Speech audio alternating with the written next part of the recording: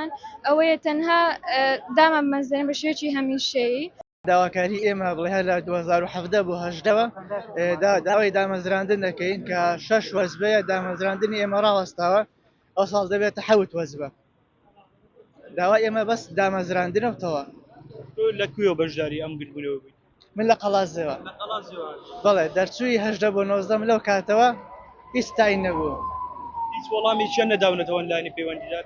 وەڵاهی نەوەڵی وەڵامەکە بەس قسەیە تا ساڵێ سوکرداریان نەبووە. ئەمڕۆ ژمارەمان نزیکی 100 کەسێک بین هاتوون بە نوێنەرایەتی 12000 کەس هاتوون داوای دامەزراندنەکەن کە مافێکی خۆمانە مافێکی سەرەتایی خۆمان. چەندەمین جارە گرتبوونەوە؟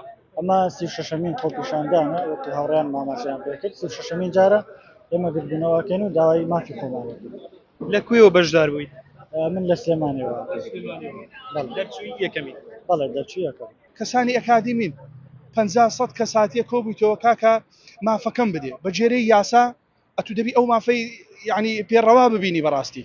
مەسەلەن مادەی 25 لە یاسای وەزارەتی خوێندی باڵا و توێژینەوەی زانستی حکوومەتی هەرێمی کوردستان لە هەمان کاتدا یاسای 59 و یاسای 67 لە یاسای حکوومەتی عراقی ساڵی 2017 بەڕێزان ئەگەر ئەمە دین داوای یاسا دەکەین یاسا جێبەجێ بکرێت لەسەر هەموو کەس ئێفەرمو ئەو یاسانش خۆ مافی من دەدا ئێستا تو هەتاکەینی مافم نادەی ئەوە پرسیارەکەیە.